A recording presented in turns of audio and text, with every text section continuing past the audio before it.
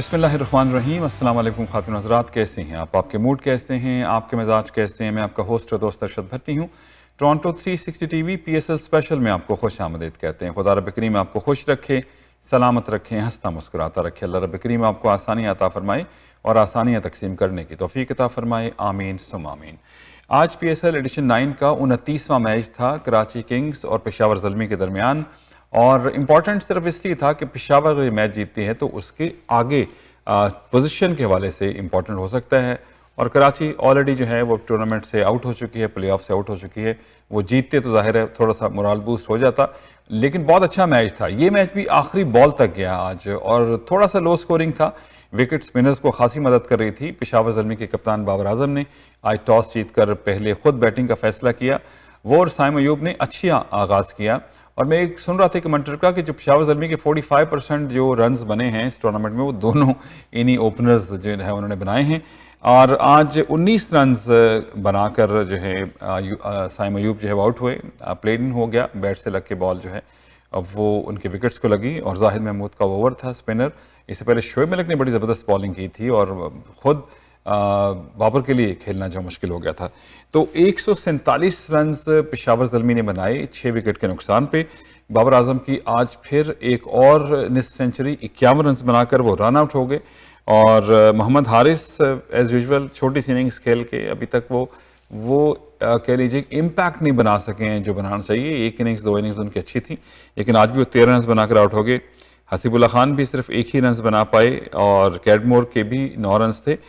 लेकिन रोमन पावल उन्होंने अच्छी इनिंग्स खेली, वो भी रन आउट हुए 30 रन बना के।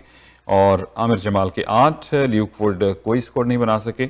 लेकिन कराची के बॉलर्स ने 16 वाइड्स आज 11 वाइड्स की हैं। 16 टोटल एक्स्ट्रा था, जिसमें बाई के 3 और लेग बाई के 2 और वाइड जो हैं वो 11 थी।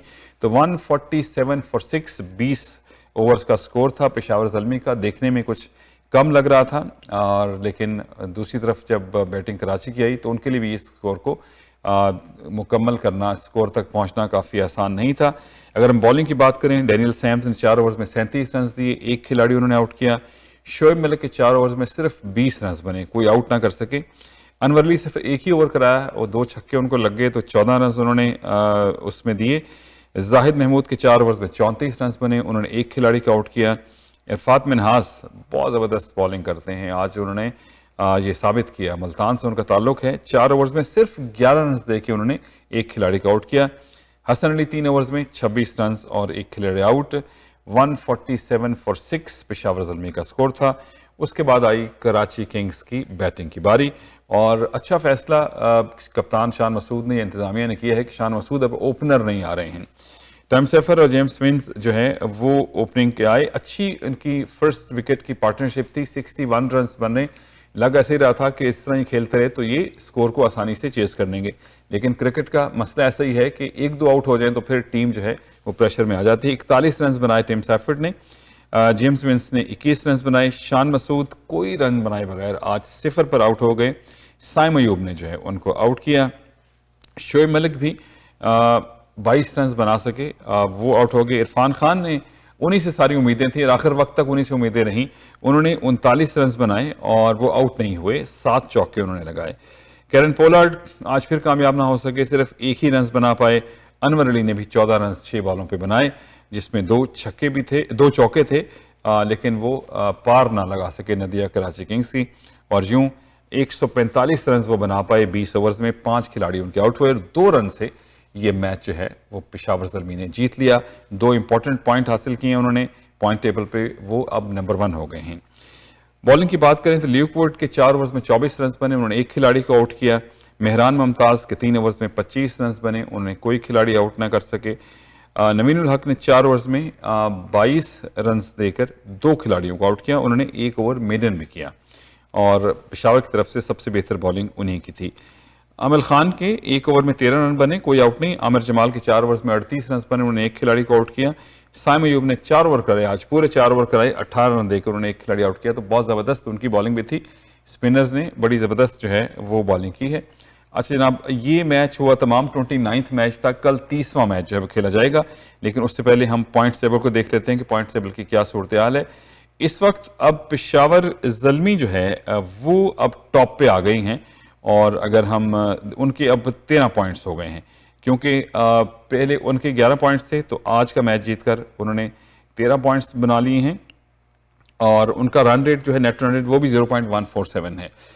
मुल्तान सुल्तान एक मैच बाकी है, कल मुल्तान सुल्तान का मैच है, उनके 12 पॉइंट हैं, अगर वो कल जीतते हैं तो वो 14 हो जाएंगे, और इस तरह से अगर हारते हैं तो वो क्वालिफाई तो कर ही गए हैं, लेकिन दूसरी तरफ कोयटा ग्लैडिएटर के साथ कल मुल्तान सुल्तान का मैच है, तो उनके भी 13 पॉइंट हो जाएंगे जो पेशावर ज़ल्मी के हैं, और उसके बाद क्वालिफाई तो चारों टीमें कर गई हैं, पेशावर, मुल्तान, इस्लामाबाद और कोयटा, लेकिन फर्स्ट और सेकंड में थोड़ा सा एडवांटेज ये हो जाता है कि क्वालिफायर जो है वो खेल सकते हैं। तो कल इसका फैसला हो जाएगा कि कौन टॉप पे है। मुल्तान जीतेंगे तो उनके 14 पॉइंट हो जाएंगे, पेशावर ज़ल्मी सेकंड आ जाएंगे, और इस्लामाबाद और कोयटा के फिर 11-11 पॉइंट रहेंगे। अगर कोयटा कल जीतती है तो उनके भी 13 पॉइंट हो जाएंगे, लेकिन रन रेट देखना होगा। अगर उनके 13 पॉइंट होते हैं तो रन रेट फिलहाल जो है कोयटा ग्लैडिएटर का -0.53 है, तो इस वक्त पेशावर ज़ल्मी का रन रेट जो है वो उनसे ज़्यादा है। इस्लामाबाद अपने 10 के 10 मैच खेल के 11 पॉइंट्स हैं उनके, वो क्वालिफाई कर गए हैं, वो 4th पोजीशन पे आ सकते हैं, या कोयटा हारता है तो फिर वो 3rd पोजीशन पे आएंगे, लेकिन 3rd 4th का कोई फ़र्क नहीं, फर्स्ट सेकंड जो है वो इंपॉर्टेंट है।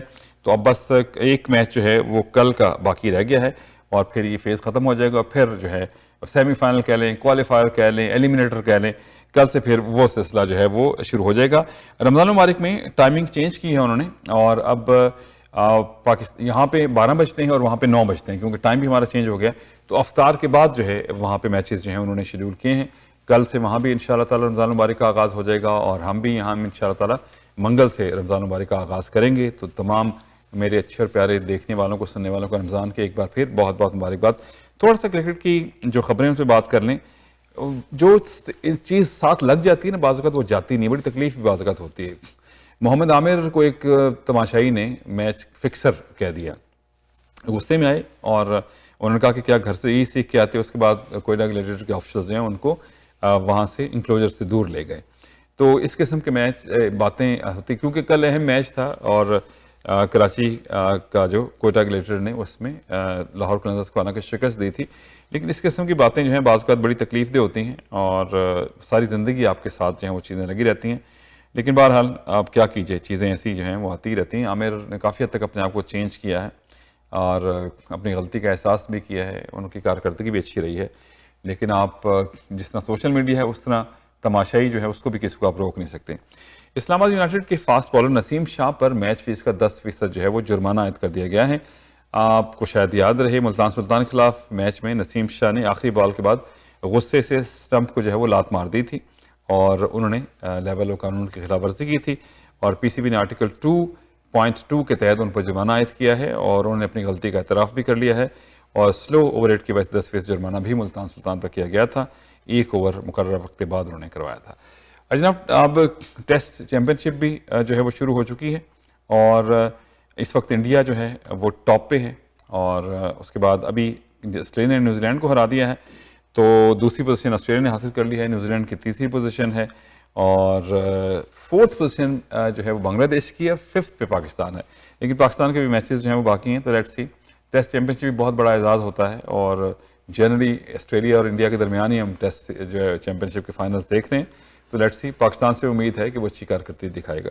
तो चलिए जनाब, यहीं आज का प्रोग्राम करेंगे ख़त्म। कल मुल्तान सुल्तान और कोयटा ग्लैडिएटर के दरमियान इस PSL एडिशन 9 का 30वां मैच होगा, और उसके बाद जो है ये मरहला कंप्लीट हो जाएगा, और उसके बाद जो है वो एलिमिनेटर और मैच होंगे। जो 3rd और 4th वाला जो हारेगा वो आउट हो जाएगा, 1st और 2nd में जो जीतेगा वो फाइनल में चला जाएगा, 2nd जो है वो 3rd और 4th के दरमियान जीतने वाली टीम से खेलेगा, उसके पास एक चांस और होगा, और उसके बाद जो है उस क्वालिफायर के बाद 1st और इस नंबर जहाँ से जो जीतेगी और जो 1st और 2nd के दरमियान जीतेगी, उनके दरमियान जो है वो फाइनल खेला जाएगा।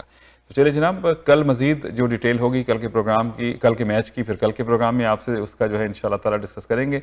आपसे चाहेंगे इजाज़त, दुआ में रखिएगा याद, हौसला नहीं हारना, बल्कि हौसला भी हारने की चीज़ है। And always follow your heart, क्योंकि सब अच्छे की आवाज़। स्टूडियो इंजीनियर तला भट्टी अपने मेज़बान अरशद भट्टी को दीजिए इजाज़त। बशर्ते ज़िंदगी इंशाल्लाह आपसे हमारी मुलाकात होगी कल इंशाल्लाह। अल्लाह हाफिज़ और सपोर्ट करें।